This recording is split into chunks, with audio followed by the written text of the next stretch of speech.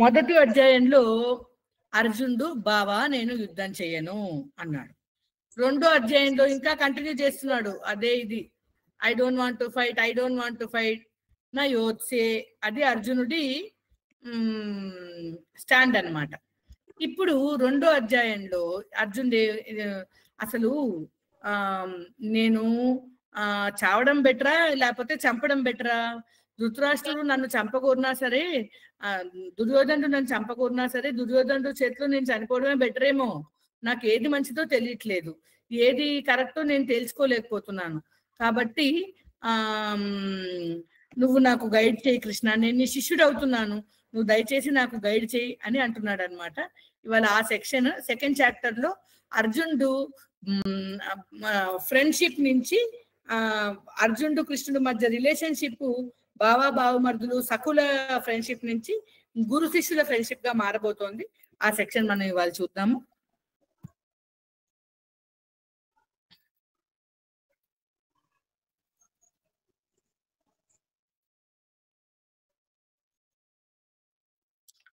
ఇది పూర్వాధ్యాయంతో కనెక్షన్ అన్నమాట. ఈ రెండో అధ్యాయానికి సాంఖ్య యోగం అని పేరు. అయితే ఈ అధ్యాయంలో భగవద్గీతలో 4 యోగాల గురించి చెప్పారని ఇంట్రొడక్షన్ లో మనం చెప్పుకున్నాం కదా. కర్మయోగము, జ్ఞాన యోగము, ధ్యాన యోగము, భక్తి యోగము. ఈ 4 యోగాల గురించి కొంచెంగా రెండో అధ్యాయంలో చెప్పారు. రెండో అధ్యాయం అందుకే శ్రీల ప్రభుపాదుల వారు contents of Gita summarised, Gita సారము అన్నారు. నువ్వు యుద్ధం చెయ్యాలి అని అర్జునుడికి కృష్ణుడు బోధిస్తున్నాడు అనమాట. అర్జునుడు రాజ్యం కోరుకోవట్లేదు, యుద్ధం మానుకుంటాడని విని ధృతరాష్ట్రుడు ఆనందపడ్డాడు. అలా ఆనందపడిపోతున్న సంజయుడికి ఏం చెప్తున్నాడంటే, కృష్ణుడు అర్జునుడిని శిష్యుడిగా స్వీకరించి యుద్ధం చేయమని ప్రోత్సహిస్తున్నాడు. ఎందుకు యుద్ధం చేయాలో బోల్డ్ అనే కారణాలు చెప్తున్నాడు అనమాట. నువ్వు ఆత్మతత్వాన్ని తెలుసుకో, ఆత్మ పర్మనెంట్, బాడీ టెంపరీ, నువ్వు ఏం చేసినా ఆత్మని నాశనం చేయలేవు, శరీరాన్ని ఏమో ఎప్పటికీ ఉంచలేవు. కాబట్టి నువ్వు భీష్ముడు ద్రోణుడు అనుకుంటున్న వారు ఆత్మలు శాశ్వతమైనవి, ఆత్మతత్వాన్ని తెలుసుకుని నువ్వేదో చంపేస్తున్నానని బాధపడకు. తర్వాత అన్నాడు, సరే నువ్వు శరీరము ఆత్మ వేరు వేరు, ఆత్మ ఎప్పటికీ నిల్చుంటుందని నువ్వు నమ్మవని అనుకున్నావు. పోనీ నీ జన్మ క్షత్రియ జన్మ, సుశత్రువుడిలా ఎంచక్క యుద్ధం చెయ్యి, స్వధర్మం ఆచరించకుండా పారిపోతావు ఎందుకు పిరికివాడిలాగా అని కొన్నిసార్లు చెప్పాడు. తర్వాత సరే నువ్వు ధర్మం ఆచరించడానికి నీకు భయము, ఆత్మతత్వంలో నీకు నమ్మకం లేదు, పోనీ నా మీద నమ్మకం ఉంది కదా, నా యందు బుద్ధిని నిలిపి నేను చెప్పిన పని చెయ్యి, భక్తి యోగాన్ని ఆచరించు, భగవంతుడికి ప్రీతి కలిగించేలాగా నేనేం చెప్తే అది చెయ్యి అని చెప్తున్నాడు. నేనేది చెప్తే అది చెయ్యాలి అంటే ఏం చేయాలి? ప్రజ్ఞ స్థిరంగా ఉండాలి. నువ్వు ఈ ద్వంద్వాలకంతా ఇలా క్యారీ అయిపోకు, సుఖంలో పొంగిపోయి దుఃఖంలో మునిగిపోయి ఇలా ఉండకు అంటే, అలా ఉండేవాడు ఎలా నడుస్తాడు, ఎలా తింటాడు, వాడి లక్షణాలు ఏంటి అని అడిగాడు. అప్పుడు స్థితప్రజ్ఞుడి లక్షణాలు చెప్పి ఆ స్థితప్రజ్ఞుడు ఎలా అవ్వాలి అని కూడా చెప్పాడు. నువ్వు స్థితప్రజ్ఞుడు అవ్వు అర్జున, నువ్వు స్థితప్రజ్ఞుడు అయి యుద్ధం చేయి అంటే, మనం పిల్లలకి గుడ్ బాయ్ అవ్వు అంటే, గుడ్ బాయ్ అవ్వడం అంటే ఏంటో చెప్తాం కదా. అమ్మ పప్పు అన్నం పెడితే పప్పు అన్నం తినేయాలి, తర్వాత పెరుగన్నం కూడా తినాలి, బాక్స్ వెనక్కి తీసుకురాకూడదు, ఆకుకూరలు తినాలి, ఫ్రూట్స్ తినాలి, అన్ని చెల్లితో తమ్ముడితో షేర్ చేసుకోవాలి, పక్కన అబ్బాయిని కొట్టకూడదు, పెన్సిల్ వెనకాల నవలకూడదు, ముక్కులో బల్పాలు పెట్టుకోకూడదు, ఇలా కొన్ని డీటెయిల్స్ ఉంటాయి కదా. అలా స్థితప్రజ్ఞుడు అనేవాడు ద్వంద్వాలకు అతీతంగా ఉంటాడు. సుఖం వస్తే పొంగిపోడు, దుఃఖం వస్తే కుంగిపోడు, అవతల వాళ్ళని నిందించడు, తర్వాత రాయిని ఇనుముని బంగారాన్ని ఒకే దృష్టితో చూస్తాడు. ఇలా రకరకాలుగా స్థితప్రజ్ఞుడి లక్షణాలన్నీ చెప్పి, నువ్వు స్థితప్రజ్ఞుడి అయ్యి యుద్ధం చెయ్యి, నాకేదో అయిపోతుంది నేనేదో చేసేస్తున్నానని కాకుండా నాకు సమర్పణగా ప్రతిఫలం ఆశించకుండా నువ్వు యుద్ధం చెయ్యి, ఇలా అన్ని చెప్తున్నాడు అనమాట. ఈ చాప్టర్ మొత్తం ఒక్క వర్డ్ లో చెప్పాలి అంటే, కృష్ణుడు అర్జున్తో నువ్వు యుద్ధం చెయ్యాలి. యుద్ధస్వ భారత, మీ అమ్మ వాళ్ళ వంశం ఎలాంటిది, మీ నాన్న వాళ్ళ వంశం ఎలాంటిది, నువ్వు ఇలా యుద్ధంలో నుంచి పారిపోతే, అర్జున్ యుద్ధంలో నుంచి పారిపోయి అంటగా నేను అవుతారు, మీ నాన్న వంశానికి మీ అమ్మ వంశానికి కూడా కలంకం, నువ్వు గొప్ప వీరుడివి, మేనత్త కొడుకు అని నేనేదో నీకు రథసారథ్యం చేయడానికి వస్తే నీతో పాటు నా రెప్యుటేషన్ కూడా పాడు చేసేలా ఉన్నావని కృష్ణుడు కోప్పడుతున్నాడు అనమాట. కోప్పడుతూ కర్తవ్య బోధ చేస్తున్నాడు గురువుగా ఇప్పుడు అర్జునుడికి. సో ఈ చాప్టర్ లో ప్రైమరీగా 4 సెక్షన్స్ ఉన్నాయి. మొదటి సెక్షన్ లో ఏమో ఆత్మతత్వం బోధిస్తున్నాడు, రెండో సెక్షన్ లో సధర్మాచరణ గురించి చెప్తున్నాడు, మూడో సెక్షన్ లో బుద్ధి యోగం గురించి చెప్తున్నాడు, 4వ సెక్షన్ లో స్థితప్రజ్ఞుడి గురించి చెప్తున్నాడు. నువ్వు ఆత్మతత్వం తెలుసుకుని యుద్ధం చేయి. స్వధర్మం పాటించి యుద్ధం చేయి. బుద్ధియోగం ఆచరిస్తూ యుద్ధం చేయి. స్థితప్రజ్ఞుడు అవ్వు యుద్ధం చేయి. ఏం చేసినా పర్పట్ ఏంటంటే కృష్ణుడు అర్జునుడికి ఇచ్చిన పర్పట్ నువ్వు యుద్ధం చెయ్యాలి. సరే అంటే అర్జునుడు అయితే యుద్ధం చేస్తాడు. మనం ఏం చెయ్యాలి? మనం మన స్వధర్మాన్ని ఆచరించాలి. ప్రతి ఒక్కరికి కూడా వర్ణాశ్రమంలో వాళ్ళ డ్యూటీస్ ఉంటాయి కదా. ప్రతి ఒక్కరికి వాళ్ళ డ్యూటీస్ ఉంటాయి. బ్రాహ్మణుడికి ఒక డ్యూటీ ఉంది, క్షత్రియుడికి ఒక డ్యూటీ ఉంది, వైశ్యుడికి ఉంది, శూద్రుడికి ఉంది. తర్వాత బ్రహ్మచారికి కొన్ని డ్యూటీస్ ఉన్నాయి, గృహస్థుకి డ్యూటీస్ ఉన్నాయి, వానప్రస్థుడికి డ్యూటీస్ ఉన్నాయి, సన్యాసికి డ్యూటీస్ ఉన్నాయి, స్త్రీలకి వేరే డ్యూటీస్ ఉన్నాయి. సో ఎవరి డ్యూటీ వారికి యుద్ధం అన్నమాట. సో మనం మన డ్యూటీని కృష్ణార్పణంగా చేయాలి, స్థితప్రజ్ఞులమై చేయాలి, బుద్ధియోగం ఆచరిస్తూ చేయాలి, మన స్వధర్మాన్ని పాటించి మనం చేయాలి. అది వంటే అవ్వచ్చు, పిల్లలకి అన్నం పెట్టడమే అవ్వచ్చు, బట్టలు సదడమే అవ్వచ్చు, ఏదైనా సరే అది ప్రతిఫలం ఆశించకుండా భగవంతుడి ప్రీత్యర్థమే చేయడం అలవరుచుకోవాలి. అదే ఈ చాప్టర్ నుంచి మనకు వచ్చే మెయిన్ లెసన్ అన్నమాట. ఈ డీటెయిల్స్ అన్ని నేను చెప్పాను. సో ఇవాళ మనం ఫస్ట్ శ్లోకాకి వెళ్ళిపోదు. సో మొదటి 10 శ్లోకాల్లో ఇంకా అర్జునుడు ఆవేదన పడుతున్నాడు. వాళ్ళని చంపాలా, నేను చావాలా, నేను పారిపోతాను, ఇలాంటివన్నీ చెప్తున్నాడు. ఫైనల్ గా 7వ శ్లోకంలో అంటున్నాడు, నాకు ఏది రైటో ఏది రాంగో తెలియట్లేదు, నాకు కార్పణ్య దోషం ఆవహించింది. కార్పణ్య దోషం అంటే ఏంటి వాళ్ళు చెప్పుకున్నాం. కాబట్టి నువ్వు నాకు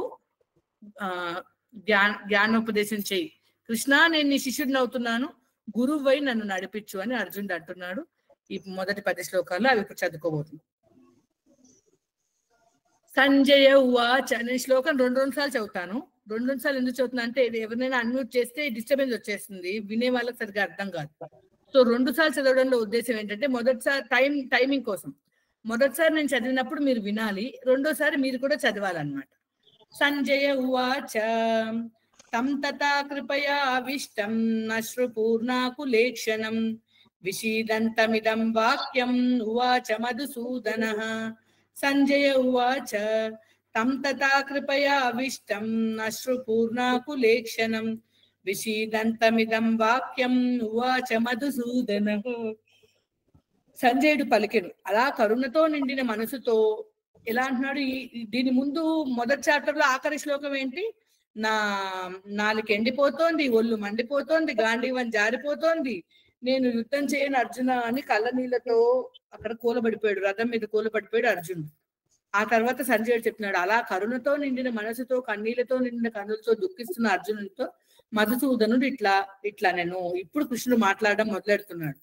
కృష్ణుడిని ఇక్కడ ఏమన్నారు? మధుసూదన అన్నారు. మధు అంటే ఏంటంటే తేనె, సూదన అంటే చంపువాడు అని. మధుసూదన అంటే మధు అనే రాక్షసుడిని చంపినవాడు అనే కాకుండా తీయటి మాటలతో మన దుఃఖాన్ని నశింపజేసేవాడు అని కూడా అర్థం. సో ఇప్పుడు కృష్ణుడు తేనె లాంటి చక్కటి మాటలు మాట్లాడి అర్జునుడి దుఃఖాన్ని నివారించబోతున్నాడు అని ఈ మధుసూదన అనే పదం మనకి ఇండికేట్ చేస్తున్నాను. ఊరికే చదువుకుంటే అది కృష్ణుడి పేరు, అది అప్పుడెప్పుడో మధుకైటబుల్ని చంపాడు కదా అనుకుంటాం. కానీ ఇక్కడ మధుసూదన అని మాత్రమే సంజయుడు కృష్ణుడిని ఎందుకు అంటున్నాడు? మాధవ, కేశవ, గోవింద, త్రివిక్రమ ఇవన్నీ కాకుండా మధుసూదనాన్ని ఎందుకు అంటున్నాడు అంటే మన ఆచార్యులు ఏం చెప్తున్నారంటే తీయటి మాటలతో అర్జునుడి యొక్క దుఃఖాన్ని తొలగించబోతున్నాడు కాబట్టి ఇక్కడ మధుసూదన అని పిలిచాడనమాట సంజయుడు. సో అర్జునుడు ఇప్పటి వరకు యుద్ధ విరమణ ప్రసంగం అంతా చెప్పాడు కదా. చెప్తే భగవంతుడు ఇప్పుడు అర్జునుడిని మందలిస్తున్నాడు. మొదటిసారి భగవద్గీతలో శ్రీ భగవాన్ ఉవాచ అని వచ్చింది. అదేంటండి? మాట్లాడుతుంది ఎవరు? కృష్ణుడు, అర్జునుడు. కృష్ణుడు మాట్లాడుతున్నాడు, ఇప్పుడు అర్జునుడు వినబోతున్నాడు. శ్రీ కృష్ణ ఉవాచ, శ్రీ వాసుదేవ ఉవాచ, శ్రీ బలరామానుజ ఉవాచ, ఇన్ని రకాలుగా పెట్టచ్చు కదా మాట్లాడుతుంది కృష్ణుడు అయినప్పుడు. కానీ వ్యాసుడు ఏమని పెట్టాడు? శ్రీ భగవాన్ ఉవాచ అని రాశాడు. కృష్ణుడు మాట్లాడినప్పుడల్లా శ్రీ భగవాన్ ఉవాచ అని ఎందుకు రాశాడంటే శ్రీకృష్ణుడే భగవంతుడు అని చెప్పకూడదు. కలియుగం వచ్చేటప్పటికే ప్రతి ఒక్కడు నేనే దేవుడు, కృష్ణుడు ఉండగానే పౌండ్రకుడు నేను వాసుదేవుడిని అన్నాడు. సో ఈ కలియుగంలో అలాంటి దొంగ దేవుళ్ళు చాలా మంది వచ్చేస్తారని తెలిసి కృష్ణ ఉవాచ అని రాయకుండా కృష్ణుడు పలికిన ప్రతిసారి క్లియర్ గా శ్రీ భగవాన్ ఉవాచ, శ్రీకృష్ణుడే దేవాది దేవుడు, భగవంతుడు, షడైశ్వర్య సంపన్నుడు అని క్లియర్ గా 2.2లో శ్రీ భగవాన్ ఉవాచ అనే ఈజ్ ఎ ప్రూఫ్ అన్నమాట దట్ కృష్ణుడు దేవాది దేవుడు, కృష్ణుడే భగవంతుడు. సో ఇప్పుడు భగవంతుడు మాట్లాడుతున్నాడు అది అర్జునుడితో, ఏమంటున్నాడు చూడండి. కుతస్త్వా కష్మలమిదం, కుతః అంటే ఎక్కడి నుంచి, నీకు ఎక్కడి నుంచి వచ్చింది? కష్మలం అంటే ఈ మట్టి, ఈ మాలిన్యం, ఈ మాలిన్యం, ఇదం మాలిన్యం, ఇదం కష్మలం, కుతస్త్వ నీకు ఎక్కడి నుంచి వచ్చింది? విషమే సముపస్థితం, ఇది ఆల్రెడీ ఎవరైనా యుద్ధ రంగంకి వచ్చి ఎదురుకుండా శత్రు సైన్యాలను పెట్టుకుని నేను యుద్ధం చేయను బావా, నేను అడుగు తింటాను బావా, నేను అడవికి వెళ్ళి తపస్సు చేసుకుంటాను బావా అంటారా? ఈ విషమ పరిస్థితిలో, ఇలాంటి సంకట స్థానం సమయంలో ఈ చిత్తమాలిన్యం నీకు ఎక్కడి నుంచి దాపురించింది అని అంటున్నాడు అనమాట. అనార్యజుష్టం అస్వర్గ్యం, ఇది అనార్యజుష్టం, ఆర్యులైన వారు, గొప్ప వంశాల్లో పుట్టిన వాళ్ళు, ఆర్యులు అంటే సివిలైజ్డ్ పీపుల్, నాగరికులైన వాళ్ళకి రావాల్సిన మాలిన్యం కాదు ఇది. ఇలా ఆలోచించకూడదు, ఇలా పిరికివాడిలాగా. అస్వర్గ్యం, నీ ఇప్పుడు ధర్మయుద్ధం చేసి చనిపోతే వీర స్వర్గం, గెలిస్తే భోక్షసే మహిం, ఇక్కడ రాజభోగాలు అనుభవిస్తావు. ఇలా పారిపోతే ఏమొస్తుంది అయ్యా? చెడ్డ పేరు తప్ప నీ స్వర్గ ప్రాప్తిని కూడా నిరోధిస్తుంది, అకీర్తిని ఇస్తుంది. అర్జున, ఎక్కడి నుంచి వచ్చింది ఈ చిత్తమాలిన్యం నీకు? ఎక్కడి నుంచి వచ్చి పడింది అయ్యా ఈ విషమ సమయంలో అని అంటున్నాడు. ఇలా అండంలో నువ్వు ఆర్జుడివి, శ్రేష్ఠుడివి, స్వర్గ సుఖాలకు అర్హుడైన వాళ్ళవి, నీకెంత శౌర్యము, వీర్యము, ధైర్యము, చాతుర్యము అన్ని ఉన్నాయి, పరాక్రమాలు, నీకెంత పేరుంది. ఇప్పట్లో మనం వీడు క్రికెట్ లో వీడు పెద్ద సచిన్ టెండూల్కర్ రా అంటాం కదా, అలా అప్పట్లో ధనుర్విద్య అంటే ఏంట్రా పెద్ద నువ్వు అర్జునుడివా, వచ్చావులే బాణం వేయడానికి అనేవాడు. అంటే భీమార్జునులు అంటే యోధులంటే భీమార్జునులే అనమాట అప్పట్లో. దుర్యోధనుడు కూడా భీముడికి సమానమైన యోధుడు వీడు, అర్జునుడికి సమానమైన యోధుడు వీడు అని చెప్పాడు. అంటే ఫస్ట్ చాప్టర్ లో వాళ్ళొక బెంచ్ మార్క్ అనమాట, వాళ్ళొక మెట్రిక్ అనమాట. శౌర్యానికి, వీర్యానికి వారియర్ అంటే యుద్ధ నిపుణత కలిగిన వాడంటే అర్జునుడే అనమాట. అలాంటి అంత కీర్తి గలవాడివి నువ్వు, అంత అజరామరమైన కీర్తి గలవాడివి, ఈ చిత్త చాంచల్యం నీకు తగునా? యుద్ధం నుంచి పారిపోతా అంటావా అని కోపడుతున్నాడు అనమాట. కుతస్త్వా కష్మలమిదం విషమే సముపస్థితం అనార్యజుష్టమస్వర్గ్యం అకీర్తికరం అర్జున, ఈ చిత్త చాంచల్యాన్ని వదిలిపెట్టి రా, లేచి యుద్ధం చేయడానికి రా అని ప్రోత్సహిస్తున్నాడు అనమాట. కుతస్త్వా కష్మలమిదం విషమే సముపస్థితం అనార్యజుష్టమస్వర్గ్యం అకీర్తికరం అర్జున. ఇక్కడ ఇంకొక ఇంపార్టెంట్ విషయం మనం తెలుసుకోవాలి. శ్రీ భగవాన్ వాచ, భగవంతుడు అంటే ఎవరు? భగము కలవాడు, ధనము కలవాడు ధనవంతుడు, భగము కలవాడు భగవంతుడు. సో ఈ భగం అంటే ఏంటయ్యా అంటే, పరాశరుడు వ్యాసదేవులు వారి తండ్రి అయిన శ్రీ పరాశరముని ఈ భగవంతుడు అనే శబ్దానికి డెఫినేషన్ చెప్పారనమాట. ఈ భగము 6 రకాలట, 6 రకాల ఐశ్వర్యాలు, 6 రకాల సంపదలు, ఈ 6 సంపూర్ణంగా కలవాడు భగవంతుడట. ఐశ్వర్యస్య సమగ్రస్య వీర్యస్య యశస్య శ్రియ జ్ఞాన వైరాగ్యయుక్తవ్యం షణ్ణాం భక్తి భగ ఇతింగన. ఈ భగం అంటే ఏంటయ్యా అంటే ఐశ్వర్యం అంటే డబ్బులు, సమగ్రంగా ఏదో 1 రూపీ 2 సమస్త ఐశ్వర్యాలు గలవాడు, అంటే అన్ని సంపదలు కలవాడు, అన్ని సౌందర్యాలు కలవాడు, వీర్యము పరాక్రమం కలవాడు, తర్వాత యశస్సు కలవాడు, తర్వాత జ్ఞానము కలవాడు, వైరాగ్యము కూడా కలవాడు. వైరాగ్యం అంతటి సంపద ఇంకోటి లేదండి. వైరాగ్యం ఎంతో గొప్ప సంపద.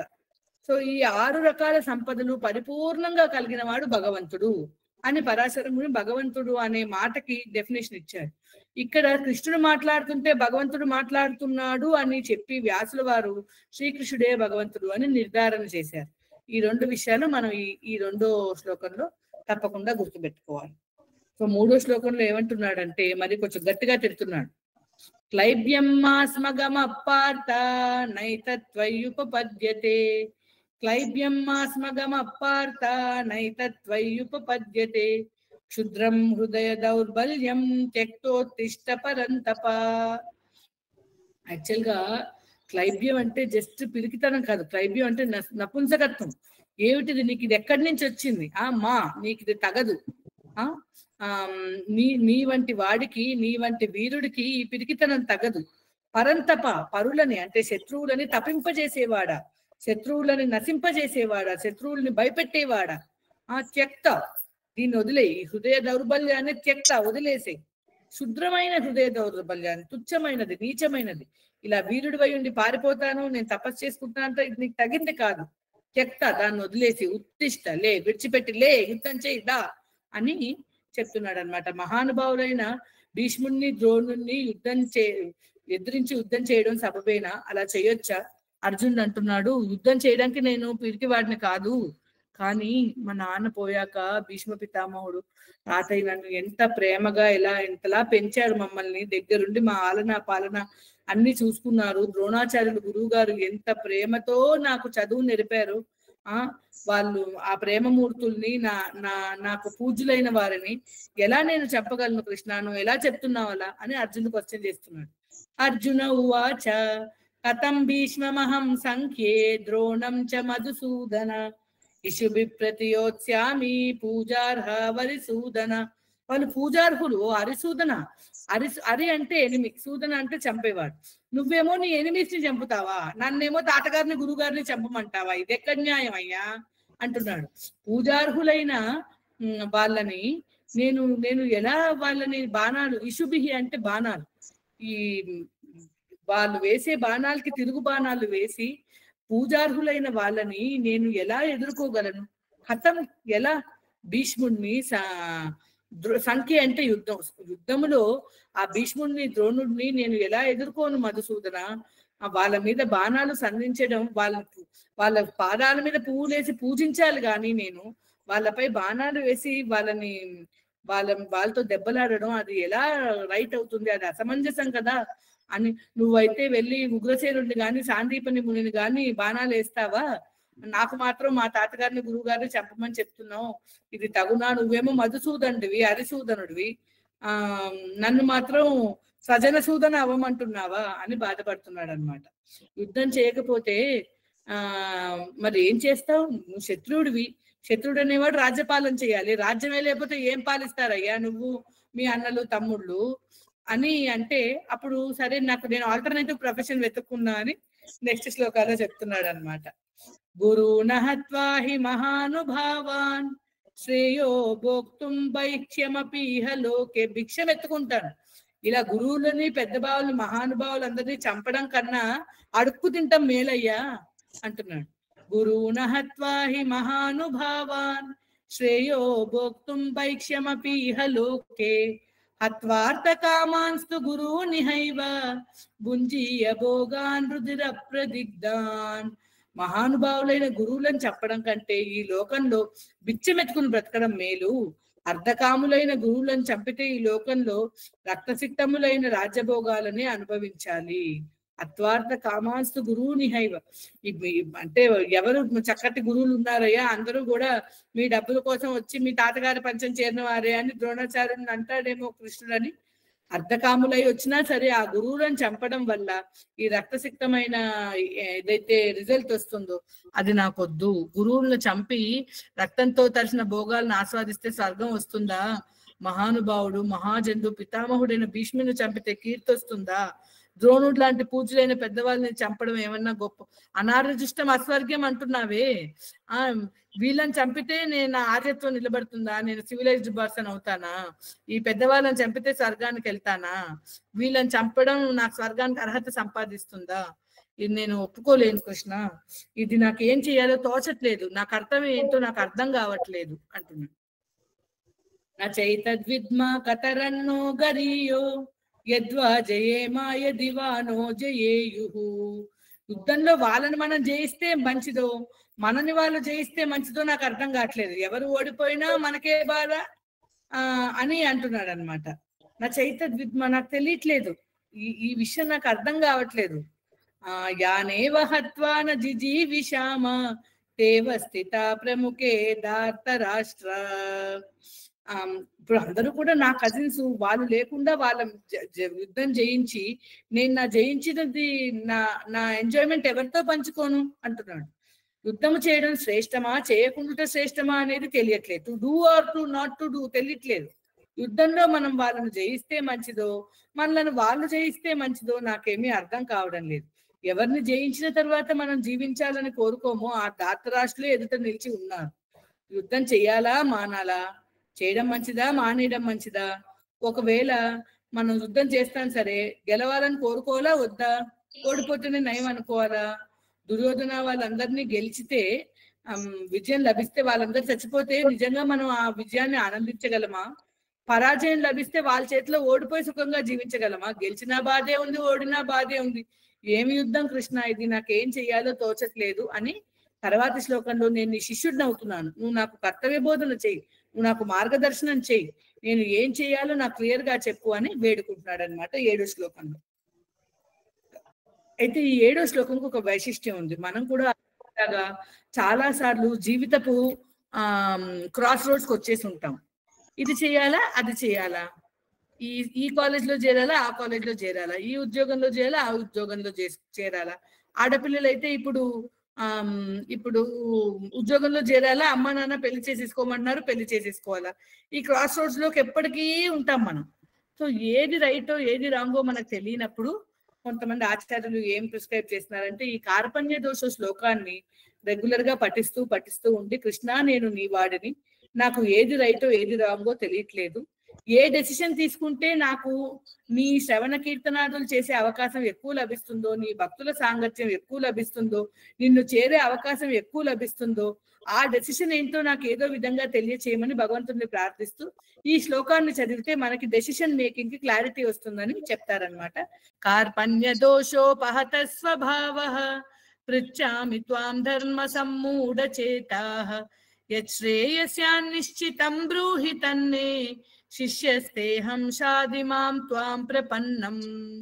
నాకు ఈ కార్పణ్య దోషం ఆవహించింది. నా నా నా స్వభావం ఏంటి? క్షత్రియ.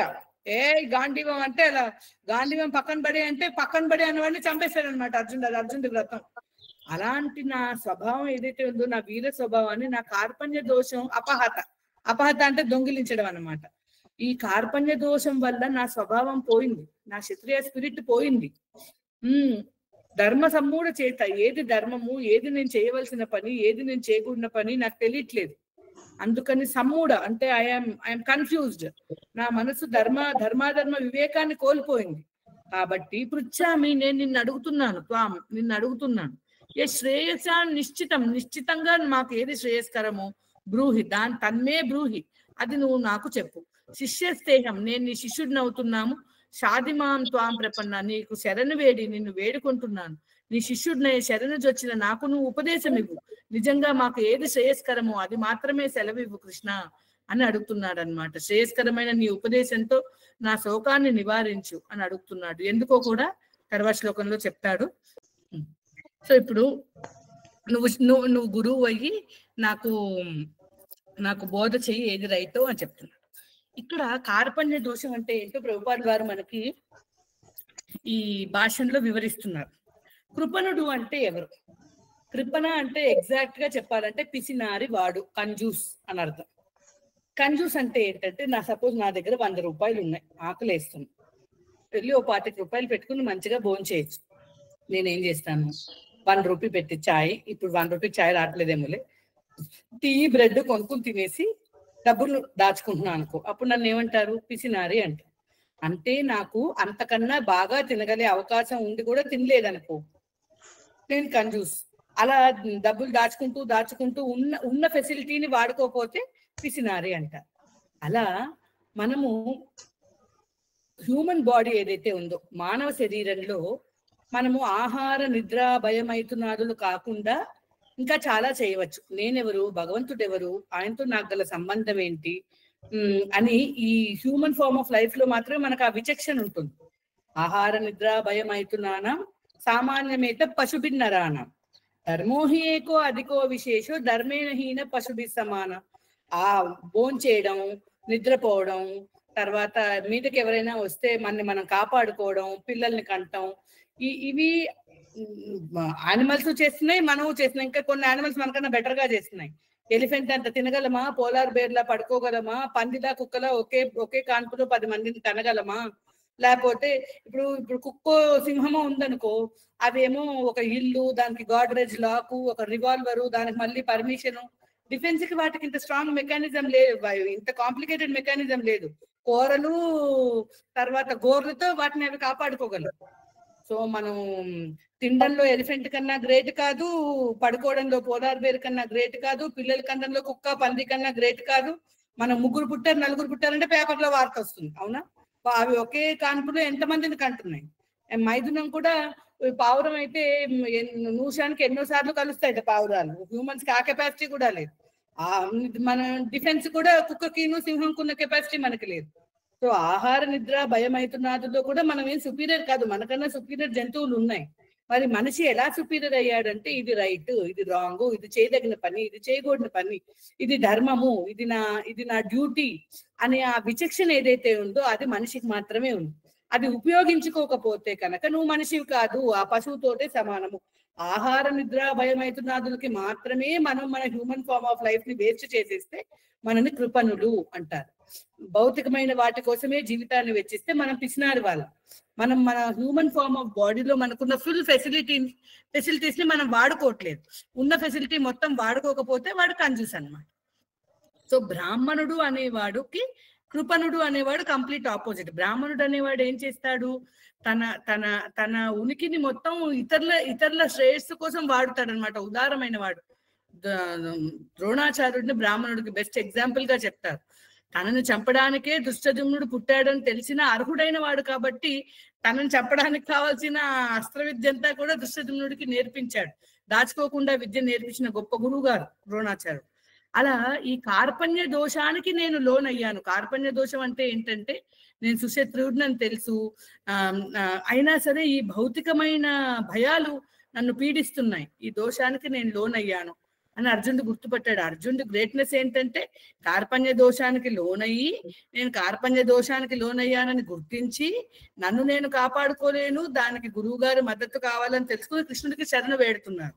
మనం ఏంటంటే నువ్వు కృపణుడివిరా, నీకు కార్పణ్య దోషం ఆవహించిందంటే మనం ముందు నాకు జ్వరం వచ్చిందనే ఒప్పుకోపోతే మందు కావాలని నేను ఎక్కడ శరణు వేడతాను, డాక్టర్ దగ్గరికి వెళ్తాను, వెళ్ళను కదా. సో ఎలా మనము ఈ కార్పణ్య దోషం నుంచి బయటపడాలి అంటే గురువు గారి దగ్గరికి వెళ్ళి శరణు వేడి ప్రపన్నులమైతే గురువు గారు మనకి మార్గదర్శనం చేస్తారనమాట. So Arjuna is giving us training on how to surrender అనమాట. సో ఇప్పుడు తర్వాత 8వ శ్లోకంలో అర్జునుడు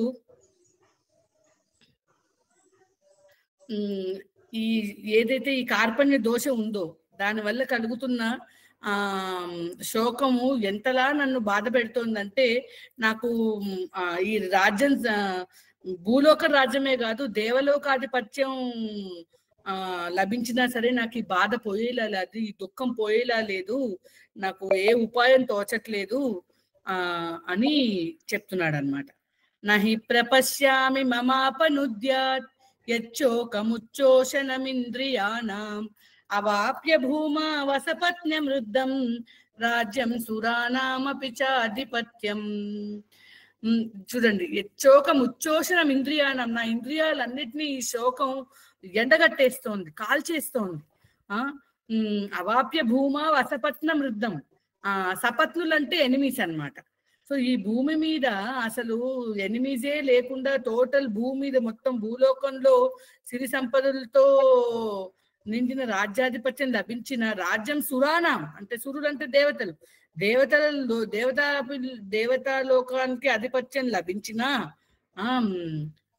లభించినప్పటికీ కూడా ఈ నా ఇంద్రియాలకు కలుగుతున్న ఈ బాధ అది చల్లారేలా కనిపించట్లేదు. నహి ప్రపశ్యామి, నాకు కనపడట్లేదు, నాకే ఉపాయము తోచట్లేదు, నా ఈ బాధ ఎలా పోతుందో తెలియట్లేదు, నా ఇంద్రియాలన్నిటిని నిర్వీర్యం చేసేసింది, నా శౌర్యం వీర్యం అంతా పోయింది, నువ్వే నా శోకాన్ని నివారించాలి, ఇంకొకరి వల్ల ఇది అవ్వదు, కాబట్టి నేను నిన్ను శరణు వేడుతున్నాను, నా శోకం పోగొట్టి నాకు మార్గదర్శనం చేయి కృష్ణ అని వేడుకుంటున్నాడు అనమాట.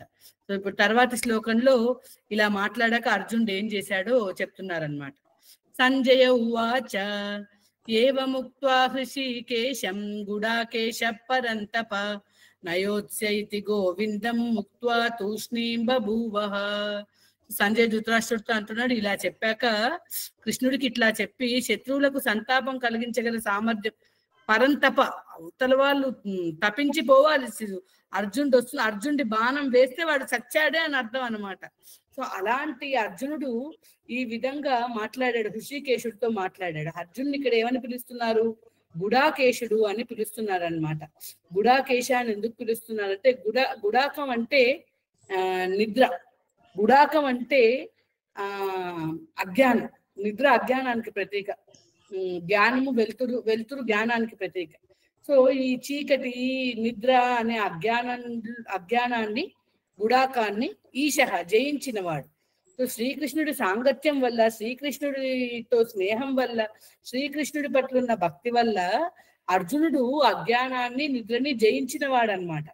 అలా అంటే ఇప్పుడు అమ్మయ్య అయితే అర్జునుడు యుద్ధం చేయడం అనమాట, నేను యుద్ధం చేయను గోవిందా అనేసి వెళ్ళిపోతున్నాడా అని ధృతరాష్ట్రుడు ఆనంద పడిపోకుండా, అతడు గుడాకేశుడయ్యా, అజ్ఞానాన్ని జయించిన వాడు, ఇప్పుడు టెంపరీగా అజ్ఞానంలో ఉన్న శ్రీకృష్ణుడి బోధనల వల్ల తిరిగి ప్రేరణ కలిగి శ్రీకృష్ణుడు అతన్ని ప్రేరేపించి యుద్ధం చేయిస్తాడు, మీ అబ్బాయిలైన రాజులు అయిపోరు, అప్పుడే ఆనందించేయకు అని ముందే ఇండికేషన్ ఇస్తున్నాడు అనమాట సంజయుడు ధృతరాష్ట్రుడికి. ఈ హస్తినాపురం వాళ్ళంతా అలాగే నర్మగర్భంగా మాట్లాడుకుంటారట, డైరెక్ట్ గా మాట్లాడుకో. అదేంటది మామకా పాండవశ్చైవ కిమకుర్వత సంజయ అంటున్నాడు. అక్కడేంటి మా వాళ్ళు పాండవులు అంటున్నాడు, అంటే తమ్ముడు కొడుకులు నీ వాళ్ళు కాదా, నాన్న కూడా లేదు, మీ తమ్ముడు చనిపోయాడు, వాళ్ళ పిల్లలు నీ ఆధ్వర్యంలో ఉన్నారు, మీ పిల్లలు కాదా, వాళ్ళు కూడా కౌరవులే కదా, మరి నా వాళ్ళు పాండవులు అని వాళ్ళని వంశంలో నుంచి సపరేట్ చేస్తున్నాడు ధృతరాష్ట్రుడు. తర్వాత ఏమంటున్నాడు, యుద్ధం చేయడానికి వచ్చి వీళ్ళందరూ ఏం చేస్తున్నారు, యుద్ధం చేయడానికి వచ్చే వాళ్ళు ఏం చేస్తారు, యుద్ధం చేస్తారు, అదేం ప్రశ్న. సో అక్కడ ధృతరాష్ట్రుడి ఉద్దేశం ఏంటంటే, నా కొడుకులు గెలుస్తారంటావా, ఎవరు గెలుస్తారంటావు సంజయ అని డైరెక్ట్ గా అడగకుండా ఇలా అడుగుతున్నాడు అనమాట ఎన్వలప్డ్ గా. సంజయుడు కూడా ఆ రాష్ట్రం వాడే కదా, ఆ రాజ్యం వాడే, తను కూడా ఆన్సర్ ఫస్ట్ చాప్టర్ లో అడిగిన ఈ క్వశ్చన్ కి 18th చాప్టర్ లో ఆన్సర్ చెప్తున్నాడు. నీ కొడుకులు అధర్మం పనులు కదా, వాళ్ళు చచ్చిపోతారు, అండ్ పాండవులు రాజులు అవుతారు, యుధిష్ఠిరుడు చక్రవర్తి అవుతాడు అని చెప్పట్లేదు డైరెక్ట్ గా. సంజయుడు కూడా ఇండైరెక్ట్ గా చెప్తున్నాడు, ఎక్కడ యోగీశ్వరుడైన కృష్ణుడు ఉంటాడో, ఎక్కడ ధనుర్ధారైన అర్జునుడు ఉంటాడో, అక్కడే తత్ర శ్రీ విజయోర్భూతి ధ్రువ నీతి మతర్మమ. నా ఉద్దేశం ఏంటంటే, ఎక్కడ కృష్ణుడు అర్జునుడు ఉంటే అక్కడే రాజలక్ష్మి, విజయలక్ష్మి, ధనలక్ష్మి, దానిలక్ష్మి అందరూ ఉంటారని ఆయన కూడా ఇండైరెక్ట్ గా చెప్పాడు అన్నమాట. సో ఇక్కడ సంజయుడు అలా గుడాకేశ అని అర్జునుడిని పిలవడంలో ఇప్పుడు టెంపరీగా అర్జునుడు ఇల్యూషన్ లో ఉన్నప్పటికీ కృష్ణుడు చక్కగా అతనికి బుద్ధిని ప్రేరేపించి, అతని ఇంద్రియాలను ప్రేరేపించి, చక్కటి వాస్తవ జ్ఞానాన్ని అందించి యుద్ధం చేసేటట్లు కృష్ణుడు అని ఇండికేషన్ అనమాట. అందుకే ఇక్కడ రిషికేశ అంటున్నారు కృష్ణుడిని. రిషికాలంటే ఇంద్రియాలు అనమాట, రిషికేశుడు అంటే ఇంద్రియాలకి అధిపతి. తన శుద్ధ భక్తుల యొక్క ఇంద్రియాలని ఆయన డైరెక్ట్ గా కంట్రోల్ చేస్తాడనమాట భగవంతుడు. అన్యదా శరణం నాస్తి అని ఎవరైతే ఆయనని వేడుకుంటారో అప్పుడు వారి ఇంద్రియాలు ఆయన ఆయుధాలలాగా పనిచేసేలాగా ఆయన చేస్తాడనమాట. సో ఇక్కడ గోవింద అని కూడా అంటారు. గోవిందుడు అంటే వేదవేత్త అనమాట. సో వేదంలో ఏం చెప్పారు, నీ స్వధర్మాన్ని ఆచరించాలి, స్వధర్మాన్ని విస్మరించకూడదని చెప్పారు కదా. సో ఆ వేదవిత్తమైన స్వధర్మాన్ని అర్జునుడికి బోధించి తన ఋషికేశుడిగా తన ఇంద్రియాలను ప్రేరేపించి గుడాకేశుడైన అర్జునుడి అజ్ఞానాన్ని పోగొట్టి యుద్ధం చేయించబోతున్నాడు కృష్ణుడు అర్జునుడి చేత అని సంజయుడు నర్మగర్భంగా చెప్తున్నాడు అనమాట ఈ శ్లోకంలో. సంజయుడు పలికెను, కృష్ణునికి ఇట్లు చెప్పి శత్రువులకు సంతాపం కలిగించగల సామర్థ్యం ఉన్న అర్జునుడు ఇంద్రియాలకు ప్రభు అయిన కృష్ణునితో నా యోత్స్య, నేను యుద్ధం చెయ్యను అని చెప్పి మౌనంగా ఉండిపోయాడు. తూష్ణీం బాబు అంటే సైలెంట్ అయిపోయాడు. నేను యుద్ధం చేయను బావా, నేను యుద్ధం చేయను, కృష్ణ నేను యుద్ధం చేయను అని చెప్పి సైలెంట్ గా అయిపోయాడు. కానీ ఇప్పుడు కృష్ణుడు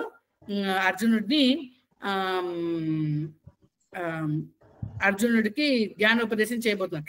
ఇప్పటి వరకు ఇది ఎందుకు స్పెషల్ అంటే ఈ ఫ్యూ వర్సెస్ ఇప్పటి వరకు వాళ్ళు ఫ్రెండ్స్ గా ఉన్నారు. ఫ్రెండ్స్ గా ఉన్న అర్జునుడిని ఇప్పుడు కృష్ణుడు శిష్యుడిగా స్వీకరిస్తున్నాడు. ఫ్రెండ్స్ గా ఉంటే జోక్ చేస్తారు, శిష్యుడి కంటే స్ట్రాంగ్ గా ఇన్స్ట్రక్షన్స్ ఇస్తారు. సో ఇప్పటిదాకా సఖ్యరసంలో ఉన్న అర్జునుడిని ఇప్పుడు దాస్య రూపంలో శిష్యుడిగా కృష్ణుడు స్వీకరిస్తున్నాడు. తమువాచ ఋషికేశః ప్రహసన్నివ భారత.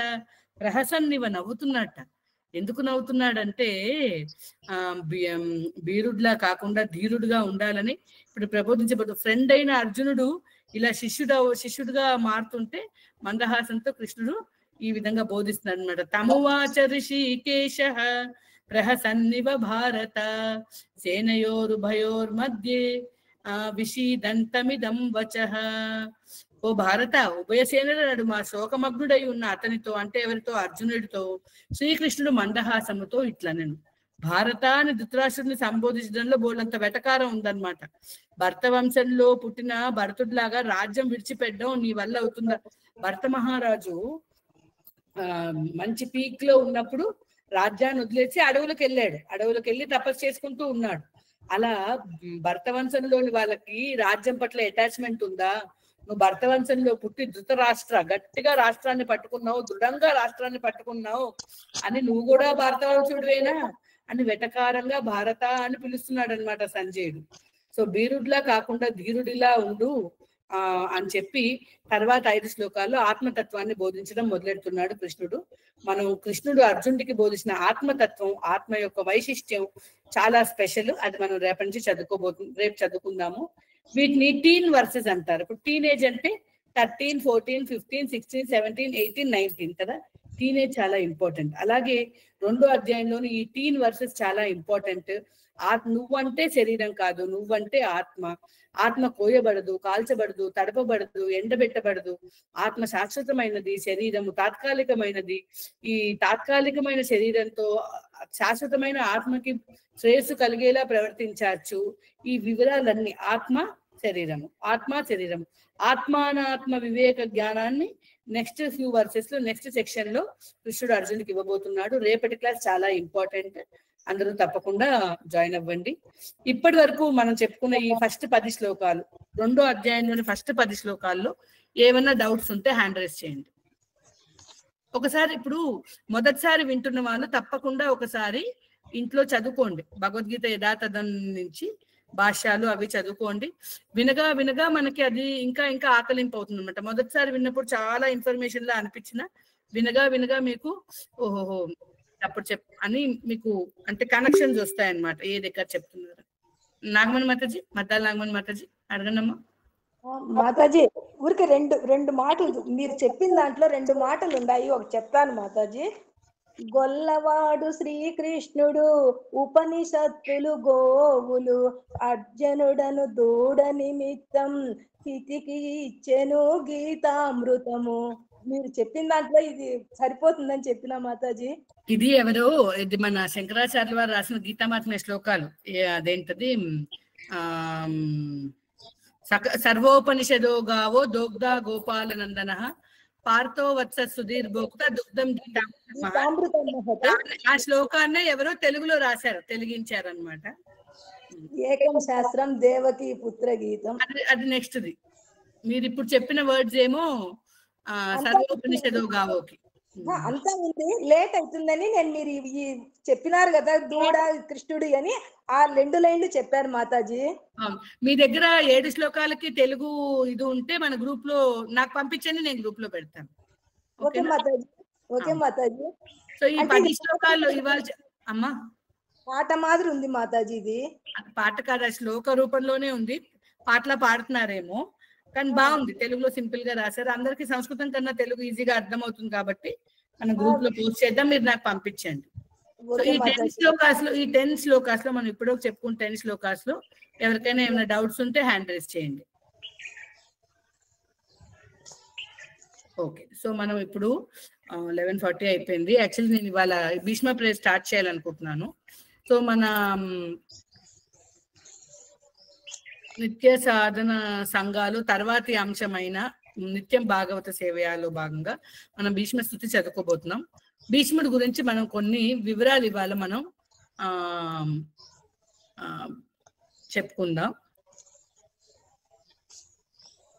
భరతవంశంలో ప్రతీపుడు అనే మహారాజు ఉండేవాడు. ఈ ప్రతీపుడు అనే మహారాజు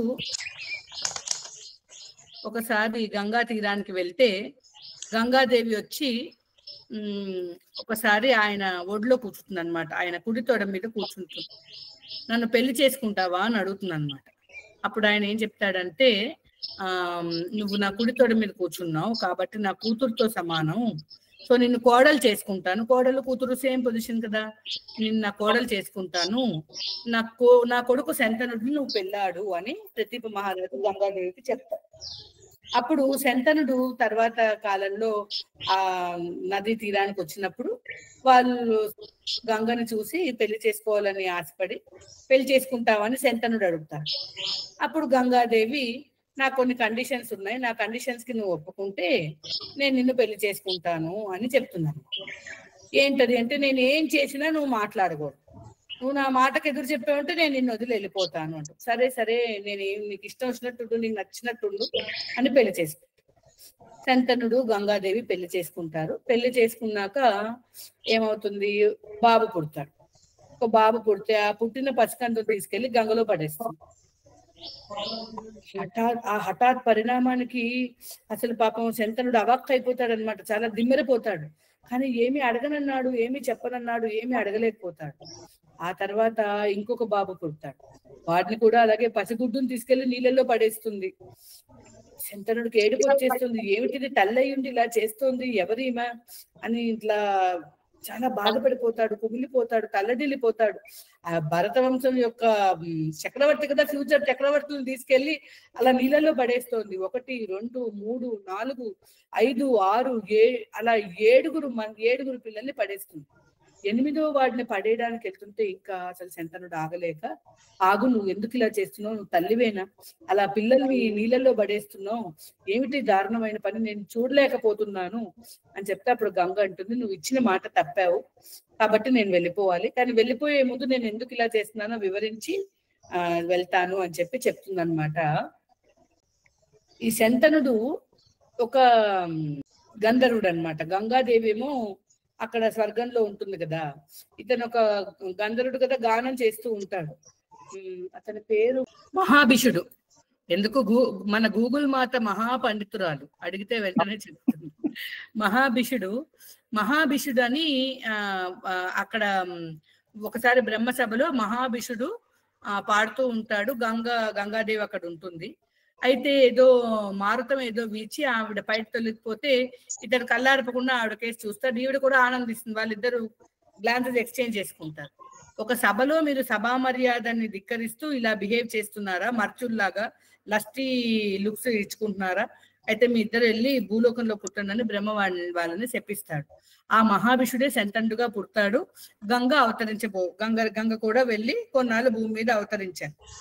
అయితే దీనికి ముందు ఏం జరుగుతుందంటే, అష్టవసువులు ఉంటారు కదా, వీళ్ళు వశిష్ఠుడి గోవుని దొంగిలిస్తే అప్పుడు వశిష్ఠుడు వాళ్ళని మర్చులై పుట్టమని చెప్పిస్తే అయ్యో అలా కోరి చేసిన తప్పు కాదు, క్షమించండి అని శరణు వేడితే, సరే యాక్చువల్ గా తమ్ముళ్ళు తప్పు చేస్తే అన్నయ్య కరెక్ట్ చేయాలి, కానీ మీ అన్నయ్య కరెక్ట్ చేయకుండా మీతో పాటు దొంగతనం చేస్తున్నాడు, కాబట్టి మీరందరూ ఏమో పుట్టగానే మళ్ళీ వెనక్కి వచ్చేస్తారు, కానీ పెద్దన్న మాత్రం చాలా రోజులు ఉండి కానీ బోల్డంత పేరు భగవంతుడి భక్తిని చాలా అంటే భగవంతుడికి భక్తి చేసి చాలా గ్లోరియస్ లైఫ్ స్పెండ్ చేసి మళ్ళీ తిరిగి వస్తాడు అని శాపానికి కొంచెం అడ్జస్ట్మెంట్ ఇస్తాడనమాట. సో ఈ అష్టవసులు గంగాదేవి దగ్గరికి వెళ్తారు, ఇలా మేము మర్చలోకంలో పుట్టాలి కానీ మేము మర్చలుగా బతకాలనుకోవట్లేదు, సో నేను మీ పొట్టులో పుట్టగానే మమ్మల్ని చంపేసేవా అని రిక్వెస్ట్ చేస్తారు. సరే గంగాదేవి సరే అని చెప్తుంది. ఆ అష్టవసువులే వీడికి పుడతారనమాట. పెద్దవాడు ఆఖరిని పుడతాడు. సో ఈ మిగతా వాళ్ళందరినీ వెంటనే నీళ్ళల్లో వేసేస్తుంది. ఈ పెద్దవాడు బతకాల్సి ఉంది కాబట్టి శంతనుడు ఆపేశాడు అనమాట. ఆపేయడం వల్ల ఆ పెద్దవాడైన జ్యూ అనే పెద్ద వసువే గంగా శంతనులో పుత్రుడిగా పుట్టాడు. అప్పుడు గంగాదేవి అంటుంది, నేను ఈ పిల్లాడిని చంపను, తీసుకెళ్లి ఎంచక్క మీ భరత వంశానికి ధీటైన యోధుడుగా తయారు చేసి మంచిగా ట్రైన్ చేసి సూపర్ ట్రైన్డ్ బాబుని నీకు అప్పగిస్తాను, మదర్ గా నా డ్యూటీ నేను చేస్తాను అని చెప్తుంది. అప్పుడు గంగతో వెళ్ళి ఆ దేవవ్రతుడు అని పేరు పెడుతుంది ఆ బాబుకి. ఆ దేవవ్రతుడు పరశురాముడి దగ్గర సకల విద్యలు నేర్చుకుని అంటే శాస్త్రాలు నేర్చుకుంటాడు, శస్త్రాస్త్రాలు నేర్చుకుంటాడు, చక్కటి విలుకాడై మళ్ళీ వెనక్కి వచ్చి గంగ శంతనుడికి అప్పగించి వెళ్ళిపోతుంది. సో ఆ దేవవ్రతుడు తండ్రి దగ్గరకు వచ్చి ఉంటాడు. దేవవ్రతుడికి ఎంతో నాన్నగారంటే ఎంతో ప్రేమ, ప్రీతి, గౌరవం అతనికి. అయితే దేవవ్రతుడిని యువరాజు చేయాలని ఆలోచిస్తూ ఉంటాడు శంతనుడు. అలా ఆలోచిస్తున్న శంతనుడు ఒకసారి ఎప్పుడో విహారంకి వెళ్ళి దాసరాజు పుత్రి అయిన సత్యవతి ఆవిడ ఎక్కడుంటే అక్కడి నుంచి యోజనం పాటు అగరు వాసన, చందనం వాసన వస్తుంటే ఆవిడకి యోజన గంధి అని పేరు. గుమ గుమ గుమ గుమ వాసన. ఆవిడ ఆవిడని చూసి పెళ్లి చేసుకోవాలని అనుకుంటాడనమాట. ఆవిడని అడుగుతాడు, నన్ను పెళ్లి చేసుకో పిల్ల అంటే, మా నాన్నని వచ్చి అడుగు అనింది. అప్పుడు వెళ్ళి దాసరాజుని అడిగితే, మీరు మా అమ్మాయిని పెళ్లి చేసుకోవాలంటే మా అమ్మాయి పుట్టే కొడుకే రాజు అవ్వాలి, మీకు ఆల్రెడీ ఒక అబ్బాయి ఉన్నాడు కదా, అందుకే నేను మా అమ్మాయిని ఇవ్వను అంటాను. అదేంటి, పెద్ద కొడుకు ఉండగా వేరే అమ్మాయిని పెళ్లి చేసుకుని నా సుఖం కోసం నేను దేవవ్రతుడికి యువరాజ పదవిని నేను డినై చేయలేను కదా అని చెప్పి వెనక్కి వచ్చేస్తాడు శతన్. సరే అయితే సారీ అండి, మీ అమ్మాయిని పెళ్లి చేసుకుందని వచ్చేస్తాడు. కానీ ఏదో తెలియని అసంతృప్తి, ఆ అమ్మాయిని ప్రేమించాడు ఆల్రెడీ. సో డల్ అయిపోయాడు అనమాట. నాన్నగారు ఎప్పటిలా ఉత్సాహంగా లేదు. ఏమైంది నాన్న అని భీష్ముడు ఎంత అడిగినా శంతనుడు చెప్పడు. అప్పుడు రథసారథిని అడిగి జరిగిన విషయం తెలుసుకుంటాడు. అప్పుడు భీష్ముడు వెళ్ళి దాసరాజుతో మాట్లాడతాడు, మీ అమ్మాయిని ఇచ్చి మా నాన్నగారికి పెళ్లి చేయండి, నేను రాజు అవ్వను అని చెప్తాను.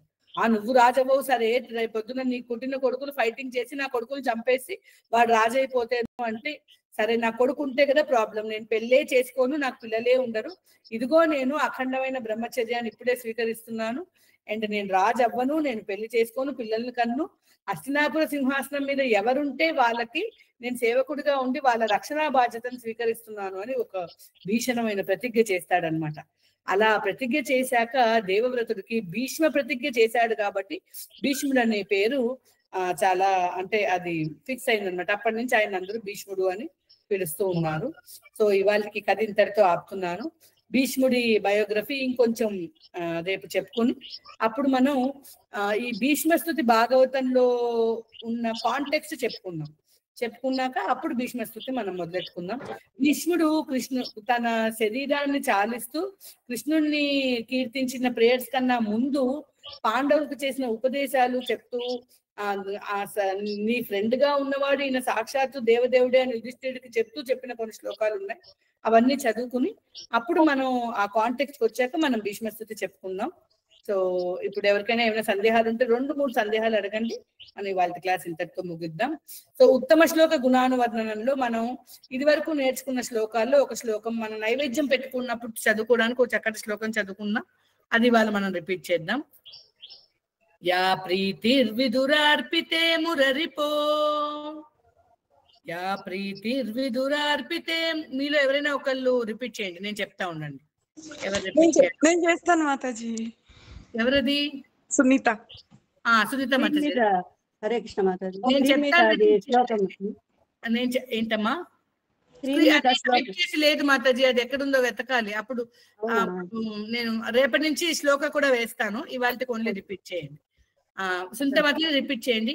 యా ప్రీతిర్విదురార్పితే మురరిపో, యా ప్రీతిర్విదురార్పితే మురరిపో, కుంత్యర్పితే యాదృశీ, కుంత్యర్పితే యాదృశీ, గోవర్ధనమూర్ధ్నియా చ పృతుకే, యా గోవర్ధనమూర్ధ్నియా చ పృతుకే, తన్యే యశోదార్పితే, స్తన్యే యశోదార్పితే, భారద్వాజ సమర్పితే శబరికా, భారద్వాజ సమర్పితే శబరికా దత్తా, దత్తాదరీం యోషితాం, దత్తాదరీం యోషితాం, యా ప్రీతిర్ముని పత్ని భక్తి రచితే, యా ప్రీతిర్ముని భక్తి రచితే, అప్యత్రాపితాం తాం కురు,